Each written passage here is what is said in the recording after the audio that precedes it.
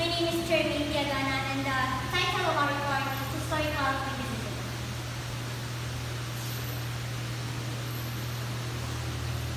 So, historical criticism examines the origins of earliest texts to appreciate the underlying circumstances upon which the text came to be spoken and so on. Two important tools to discover the original meaning of the text and its primitive or historical context and its literal sense of sensus literalis historicus. So, this approach seeks to uncover the original meaning of a text by understanding its language, cultural context, and the author's intent with the historical setting. Number two is to establish our construction of the historical situation of the author and represent recipients of the text.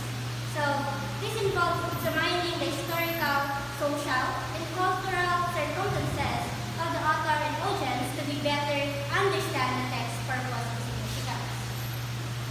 Next, historical criticism has its roots in the 7th century during the Protestant Reformation and gained popular recognition in the 19th and 20th century.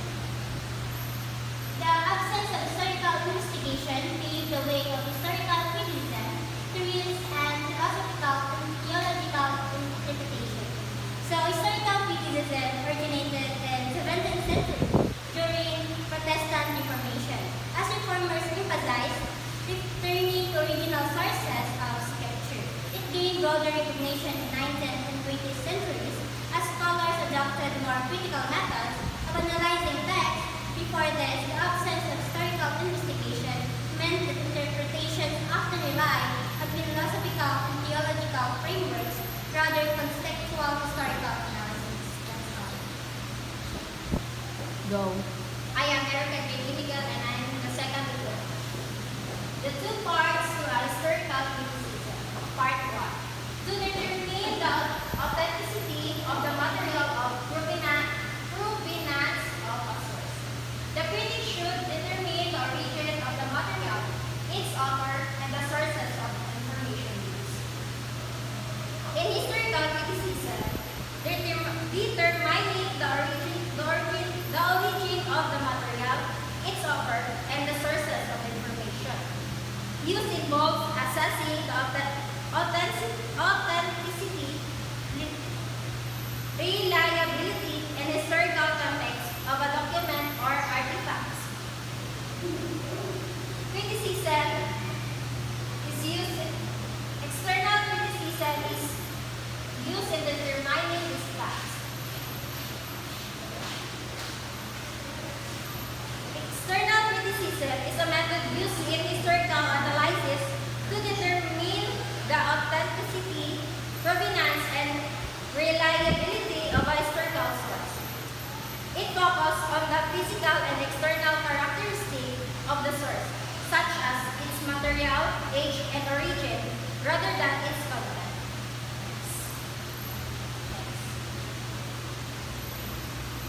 Part 2. To weigh the testimony to the truth. The critic must examine the trustworthiness of the testimonies as well as determine the probability of the statement to be true. In historical criticism, examining the trustworthiness of testimonies and determining the probability of the statement being true is essential for evaluating the reliability of historical sources.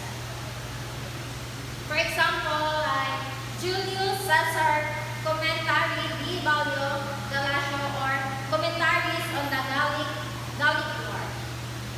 By critically assessing Caesar's credibility and balancing these biases with external evidence, historians can extract plausible trust while recognizing the potential for exaggeration. Internal criticism or higher criticism is most likely to be used.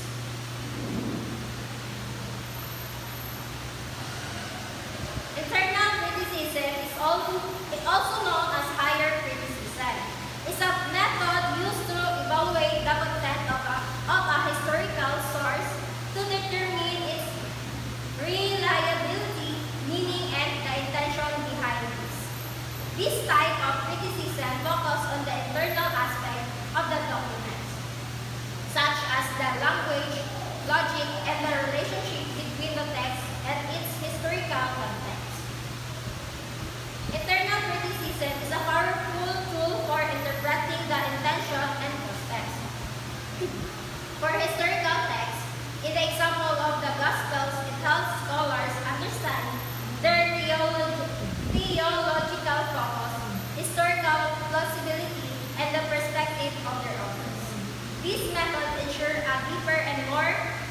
Understanding of historical sources. Go. Good afternoon, ma'am. My name is Rowena Kakibay and this is my report. Various methodologies used today. Number 1. Source criticism, which analyzes and studies the source used by biblical authors. This method seeks to identify the original sources and used by the authors of the text. Number 2. Form criticism, which seeks to determine the unique original form and historical context of the literary tradition. This approach examines the literary form or genres within the text such as parable, hymns, proverbs, or narrative. Number 3.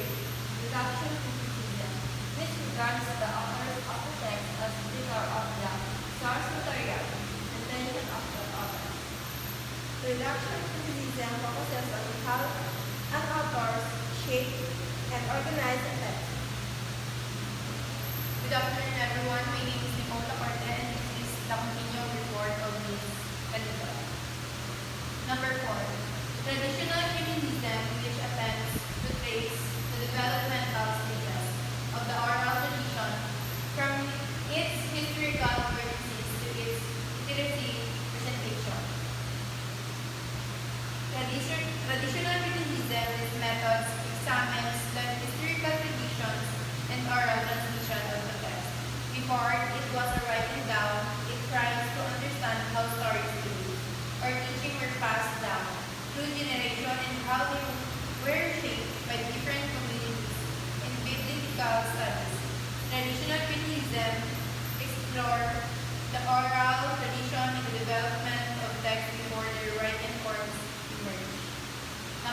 Number 5. Canonical criticism, which focus its interpretation of the Bible text of biblical canon. Canonical criticism focuses on understanding the text as part of religious canon, a collective authoritative text. It looks at the text fit within the larger framework and religious tradition it works rule in shaping faith communities in biblical studies. Canonical criticism explores how the book of the Bible are understood within the context of their inclusion in the sacred canon and how they interact with other parts of the Bible. That's all. A pleasant afternoon, ma'am. And this is the confirmation report of Ms. Lacorte. Test of authenticity. To distinguish a hoax or a misrepresentation from a genuine document, the historian must use test common police and legal detection. So, to identify the hoax or misrepresentation, historians apply methods similar to those used in police and legal investigations, such as verify authenticity through textual analysis, cross-referencing sources, examining material evidence, and assessing the document's consistency with historical facts and context. That's all.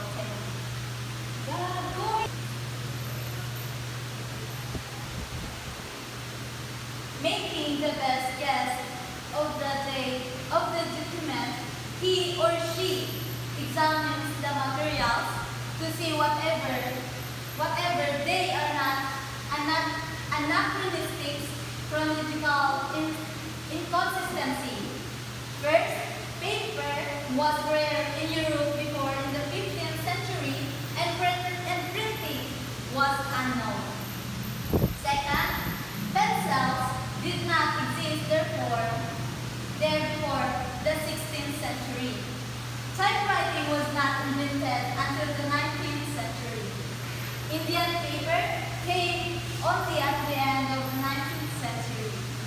The historian of